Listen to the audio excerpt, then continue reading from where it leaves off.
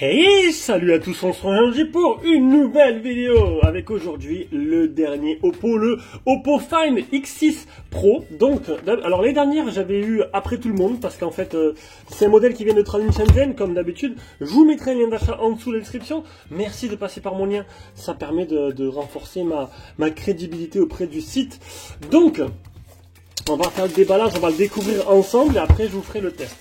Alors les dernières, les X5 Pro, X5 qui étaient sortis en France avant que je les ai. Là, pas de nouvelles de ces modèles-là. Alors peut-être qu'ils sortiront pas. Voilà. Peut-être que ces modèles-là n'arriveront jamais en France et en Europe. Pour l'instant, aucune annonce faite officiellement. Du coup, ben voilà, vous avez l'exclusivité de voir leur nouveau modèle. Donc là, c'est le X6 Pro et il y a le X6 normal qui va arriver parce que j'ai trouvé que alors il fait, alors le Pro, il fait, alors on va le voir de suite. Hein. Alors, ils sont très chers. Alors, ils sont très chers. On va faire comme ça. Hop là. Ils sont très chers de Chine. Donc là, vous pouvez voir les tarifs. 1017 € pour le modèle 12256. Donc, imaginez en France, ce sera peut-être du 1006.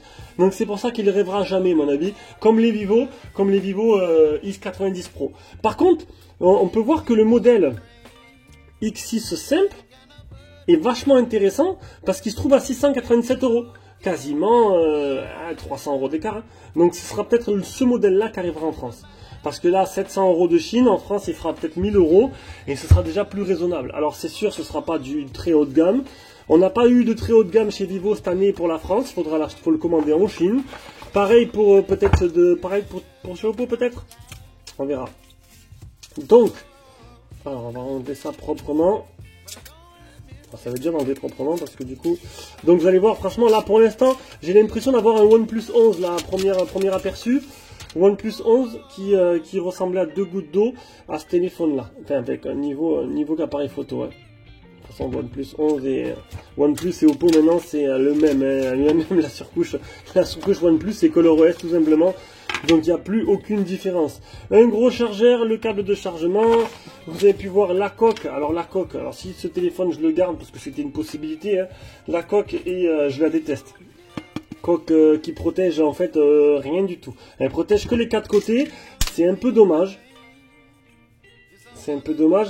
Un énorme bloc photo. Alors il y en a qui, oui, bah il y en a ils sont surpris par les blocs photos, mais après faut le rentrer. Hein. Quand tu vois Vivo, Xiaomi ou là Oppo, il faut les rentrer. Le capteur 1 pouce, le dernier capteur de ces Sony, il est énorme. Donc là on peut voir le niveau design. Alors là ouais ça dépasse énormément. Donc partenariat avec Hasselblad. Sur le OnePlus 11 c'était plutôt correct.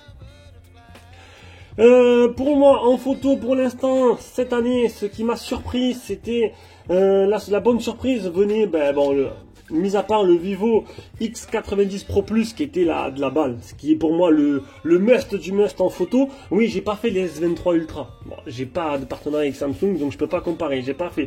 Mais mis à part ça, voilà, le Pro Plus de chez Vivo était vraiment de la patate.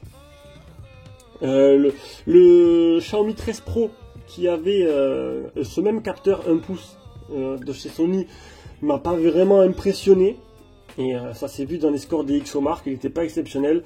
Maintenant à voir avec ce modèle là, est-ce que le traitement va être bon? Alors mon avis, vu le OnePlus 11, on devrait avoir quelque chose de plus intéressant. Donc on est sur du ColorOS hein, comme OnePlus, comme Oppo, comme Realme. Un écran, alors on va aller voir les caractéristiques sur Kimobile directement. Donc les tarifs, vous les avez vus, on va maintenant basculer sur Kimobile. Voilà. Donc on a quoi? Un écran OLED de 6,82 pouces en 2K, on est à 9,1 mm d'épaisseur pour 218 grammes. Le dernier Snap, 5000 de batterie, recharge rapide 100 watts, avec une recharge sans fil de 50 watts. On a Full 4G, Full 5G. Ça c'est plutôt pas mal. Et au niveau de la photo, donc tu as le fameux Sony IMX 989 1 pouce avec une ouverture 1.75 à 50 mégapixels, un grand angle macro, un Sony IMX 890 en 50 mégapixels, téléphoto Sony le même en 50 mégapixels et à l'avant tu auras du 32 mégapixels, un IMX 709. Voilà. Donc ça c'est pour la partie photo, un zoom optique x3. Et bien sûr le partenariat Hasselblad pour l'algorithme. Voilà. Bon après niveau design ils se ressemblent tous. Hein. Ils se ressemblent tous. l'écran 2500 nits. Alors là, je vais pas le mettre à fond parce qu'il va carrément affoler. Hein, la caméra frontale, on va essayer. Alors, on fait le délire. 2500 nits. C'est le plus élevé qu'on peut trouver sur un téléphone. Je sais pas exactement le S23 Ultra combien il fait. Mais là, ils ont vraiment mis le paquet. Il y a un écart énorme entre les derniers modèles que j'ai testés et celui-là. Et pour reparler de la photo, le Nubia Z50 a été la très bonne surprise. Hein. Franchement, pour 600 €, pour ça, non, 550 € je crois, tu as un téléphone qui est fabuleux. Nubia Z50, je vous invite à aller voir ma vidéo. Donc, ben voilà, c'était le déballage, histoire de vous montrer la bête.